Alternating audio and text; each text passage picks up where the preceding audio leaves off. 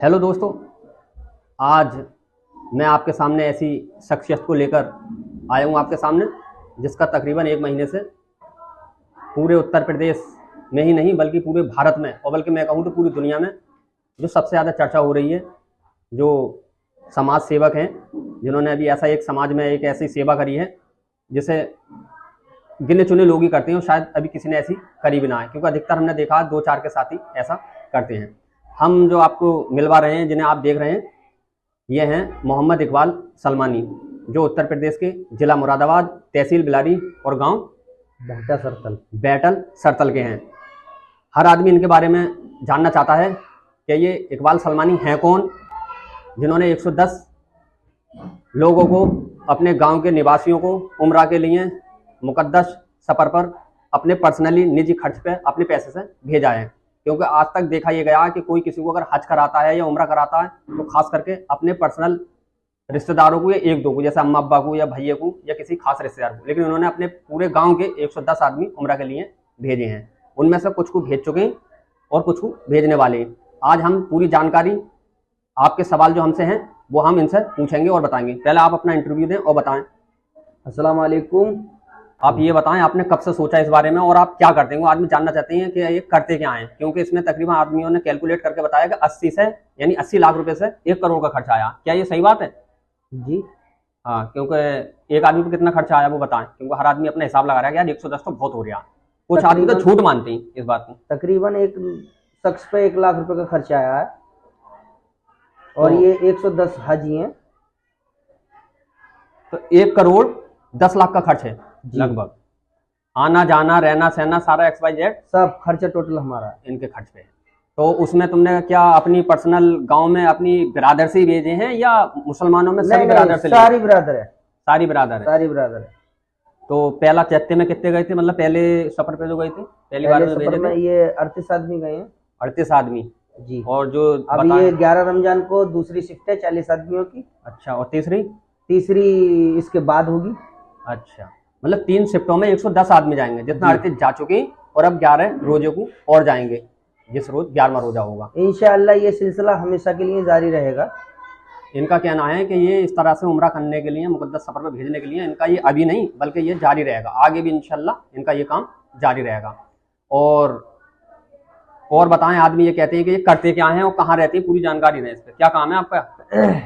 क्योंकि इस क्षेत्र में जहाँ मैं रहता हूँ, बिलारी विधानसभा में, यहाँ पे बहुत बहुत बड़े मुसलमान भी हैं, विधायक भी हैं, सांसद भी हैं, जमींदार भी हैं और बहुत बड़े एमएलए गया था किसी काम से, वहाँ पे भी आपका जिक्र हो रहा था। मुझसे कोई पूछ रहा कहाँ से आए हो, मैंने बिलारी से। बोले यार बिलारी से वो कौन है भाई इकबाल सलमानी? मैंने भाई वो हमारे रिश्तेदार भी हैं, हमारे बहनोई भी हैं और आज हमारी मुलाकात हुई। मैं चाह भी रहा कि आपका इंटरव्यू में जनता के बीच में लेके जाऊँ। जी, ऐसा है, पैसा तो हर आदमी के पास है मगर दिल नहीं है ना। दिल का होना ये बात जो सिलसिला दिल से शुरू होता है। मैंने जो ये काम किया है ये अपने दिल से किया है, किसी के खर्च पे नहीं किया है। वहाँ करते क्या हैं आप बताइए, आपका काम क्या है? प्रॉपर्टी एक्सपोर्टर हैं, क्या है वो बताइए। मैं सऊदी अरब में रहता हूँ। मेरी हेयर कटिंग की सैलून है और होटल है, बस यही बिजनेस है मेरा। मतलब जो बिजनेस है वो सऊदी अरब में ही है? जी जी जी। तो इन्होंने बताया कि इनके वहाँ पे सैलून है, यानी बाल कटिंग की दुकानें हैं और होटल वगैरह हैं। उससे जो आमदनी है इन्हें वो उसी के जरिए बेचते हैं। कितना टाइम हो गया आपको सऊदी में? सऊदी में तकरीबन 15 साल हो गए। हाँ।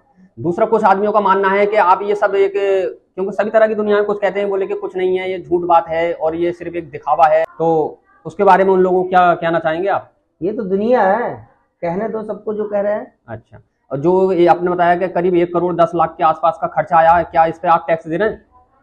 क्योंकि ये हमारा जो पैसा है वो टैक्स कट के ही आता है सऊदी अरब से।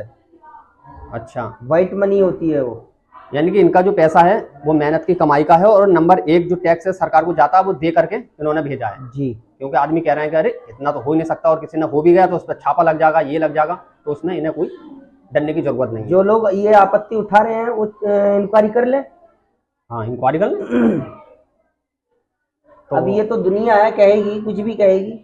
अभी हमारे गांव में ये बोले थे लोग क्या भाई इधर से तुम्हें उम्रे के लिए भेज रहे हैं, उधर से तुमको सोना देंगे, ये देंगे, वो देंगे, दुनिया है ये चीज तो। हाँ, जैसे ये तो चीटर लोग बोलेगी। होती हैं कि जी इधर से पहुंचा दिया, उधर से कोई चीज दे दी जिससे कि उन्हें बेनिफिट हो गया और जी पैसा जी कमावे। जी जी लेकिन ऐसा नहीं है, इन्होंने वैसे ही मतलब एक सवाब की नियत से भेजा है।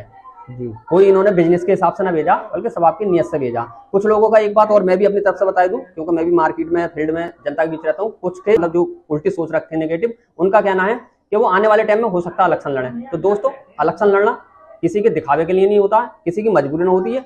ये भी इंसान है, लड़ सकते हैं, मैं इंसान हूं, मैं भी लड़ सकता हूँ, आप भी लड़ सकते हैं, ये कहना गलत है। हाँ, एक सवाल हो रहा है, वहां आदमी ये भी कह रहे हैं कि वो अगर ऐसा भेजा उन्होंने राजनीति के लिए तो सवाब नहीं मिलेगा, ये कहना गलत है। वो क्यों कि अगर मान लेता है कोई इलेक्शन लड़ा, गांव का एक छोटा सा रहने दो प्रधान ही लड़ रहा है, वो खुद तो शराब पीता नहीं लेकिन गांव को शराब बांट रहा है, वो तो उसका गुना मिलेगा कि नहीं मिलेगा, भला से पिए ना पिए। वैसे ही अगर इन्होंने ये सोच के भेजा कि आने वाले टाइम में जनता की सेवा करता रहूं, जैसे इनका कहना है, तो ठीक है। लेकिन अगर ये भी सोच के भेजा कि मैं इलेक्शन लड़ूं इसलिए भेजा है, तो भी ना सवाब मिलेगा। जब शराब बांटने वाले को जो पी नहीं रहा लेकिन बांट रहा जनता को वोट के चक्कर में, तो उसका गुना मिलेगा। तो इन्होंने अगर इस नियत से भेजा होगा तो मेरे हिसाब से तो इन्हें सवाब मिलेगा, क्योंकि जब गुना मिलेगा तो सवाब भी मिलेगा। भाई इन्होंने भेजा तो सवाब की नियत से है ना। आने वाले टाइम में क्या हो, इलेक्शन लड़े ना लड़े, या आदमी की राय है अपनी अपनी। तो दोस्तों, ये सऊदी अरब से आए हुए हैं और आज एक ये शादी में आए हुए थे, जिला मुरादाबाद, तहसील बिलारी की, गांव थामला में, क्योंकि यहाँ के ये दामाद हैं और हमारे चचेरे बहनोई हैं। मैंने सोचा इससे अच्छा मौका भी नहीं मिलेगा, क्योंकि मैं इनके यहाँ 1-2 दिन पहले जाता भी, मैंने अपने चचेरे भाई से कहा था कि मैं भाई के पास जाऊँगा और इंटरव्यू लेके आऊँगा, क्योंकि सभी चैनल वाले और आम जनता ये इनके बारे में जानना चाहती थी कि ये सही बात है या गलत बात है। तो ये सबसे पहला इनका इंटरव्यू है, क्योंकि अब तक जितनी भी इनके यूट्यूब पे या सोशल मीडिया पे या अखबार में खबरें आई वो इनके भाई की आती थी, क्योंकि ये तो सऊदी में होते थे, लेकिन फिलहाल ये सऊदी से आए हुए हैं और जो आपके सामने है। अगर आप और भी कोई बात कहना चाहते हैं तो कह सकते हैं। बस कहना क्या है, किसी से कुछ नहीं कहना है। मैंने तो ये सोचा है कि मैं तो सेवा करूंगा अब अपने गांव की, इंशाअल्लाह। सेवा है इनका जो मतलब है, इनके दिल में ये है कि मैं सेवा करूं, जनता के बीच में सेवा करूं। आप ज्यादातर तो सऊदी में रहते हैं, आने वाले टाइम में भी शायद आप सऊदी में रहेंगे। जी नहीं, अब 2 भाई हैं मेरे सऊदी में, वो उधर बिजनेस वो संभालेंगे। मैं अब इंशाअल्लाह गांव में ही रहूंगा और लोगों की सेवा करता रहूंगा। यानी कि ज्यादा वक्त अब ये जनता के बीच रहेंगे, जो इनका बिजनेस है होटल का या सैलून वगैरह का, वो इनके भाई संभालना है वहाँ पे। और भाई कारोबार है, जब बड़ा बड़ा आदमी अंबानी वगैरह इस देश से उस देश में जा सकता है, हम लोग दिल्ली जा सकते हैं, मुंबई जा सकते हैं, तो इनका भी कारोबार है, यहाँ पे भी रहेंगे और वहाँ पे भी अपना बिजनेस संभालेंगे। आपका अगर कोई सवाल है तो हमें कमेंट कर बताएं। फिर मिलते हैं किसी ऐसी वीडियो में, तब तक के लिए खुदा हाफिज।